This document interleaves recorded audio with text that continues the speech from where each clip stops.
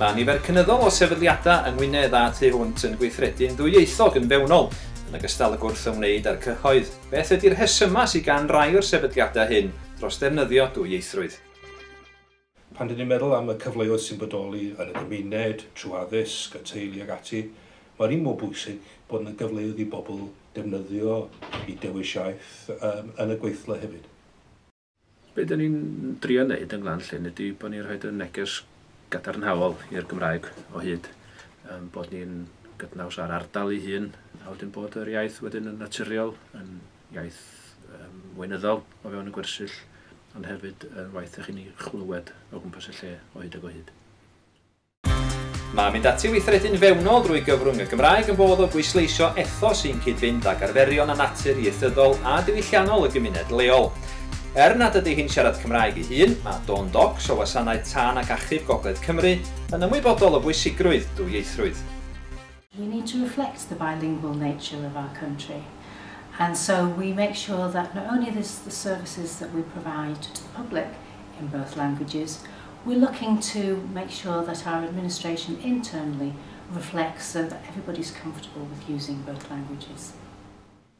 Be da ni eisiau gwneud i adlewyrchu yn cymuned ni, gan bod Gwynedd yn sir sydd efo nifer sylweddol o'i phoblogaeth i siarad y Gymraeg. Mae gweithlu'r cyngor yn un o'r fath hynny ydy. Mae'r mwyafrif o staff, os nad pawb o staff y cyngor yn gallu'r Gymraeg i ryw safon, safona sy'n disgwyliedig ar gyfer eu swyddi nhw. A wedyn da ni'n teimlo bod o'n sicr o fantais ni bod ni'n gallu rhoi y gwasanaeth i gwsmeriaid drwy gyfrwng iaith maen nhw'n dymuno hynny. Os yw sefydliad am ddarparu gwasanaeth cyfrwng Cymraeg i gwsmeriaid, mae'n gam naturiol i fynd ati ddefnyddio'r iaith ar gyfer gweithredu a gweinyddon fewnol felly. Mae hefyd y gymorth i sicrhau bod y ddarpariaeth cyfrwng Cymraeg sy'n cael ei chynnig i ddefnyddwyr yn effeithiol ac o safon uchel. Mae'n fanteision eraill. Mae'r ffaith eich bod chi yn cynnig gwasanaeth dwyieithog yn golygu bod ganddoch chi be maen nhw'n alw'n Saesneg yn USP, wrth gwrs, yr Unique Selling Points. Dyna pam mae'r cwsmeriaid yn dod ata ni, ydy oherwydd un, bod ni'n cynnig gwasanaeth yn Gymraeg, ac yn ail, bod ni yn cynnig bob math o nwyddau unigryw sydd yn amlygu'r iaith Gymraeg. Ond ni bai am y iaith Gymraeg, fysa adran ddim byd arbennig.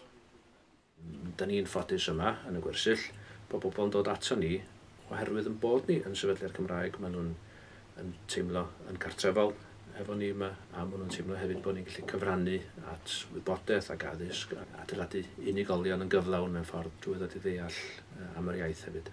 Mae bobl yn dod yma o dramor yn ogystal ag o wledydd eraill yn ystod Prydain. Dwi'n eitha hyderus bod nhw'n falch o gael gweld pethau yn ddwyieithog. Maen nhw'n licio dod i rwla lle maen nhw'n gweld y Gymraeg yn cael ei defnyddio'n naturiol ar y walia gen y staff, gen y bobl sydd yn mynd a dod yma hefyd. Fyswn ni'n meddwl bod o fantais i ddelwedd Cyfoeth Naturiol Cymru yn gyffredinol. Gall mynd ati i ddangos parch tuag at normau ac arferion y boblogaeth leol bod yn arf cysylltiadau cyhoeddus defnyddiol i sefydliadau, o ran mynd ati i ddenu cwsmeriaid felly. Gall defnydd o'r Gymraeg gael ei werthfawrogi mewn ffyrdd eraill hefyd. Mae yna wobra busnes, wrth gwrs, allan yna, i annog ac i wobrwyo busnesau sydd yn defnyddio'r iaith Gymraeg. Ac mae hwnnw wedyn yn cynnig cyhoeddusrwydd ychwanegol, lle na fysach chi ddim yn gael os nad oeddech chi yn defnyddio'r iaith. Peidiwch â phoeni am gamgymeriadau. Peidiwch â teimlo nad yw'n iawn i siarad Cymraeg os nad ydych chi'n gwybod beth ydy'r geiriau mawr. Mae'n bwysig defnyddio ysgrifau Cymraeg oherwydd bydd yr ymdrechion yn cael eu gwerthfawrogi.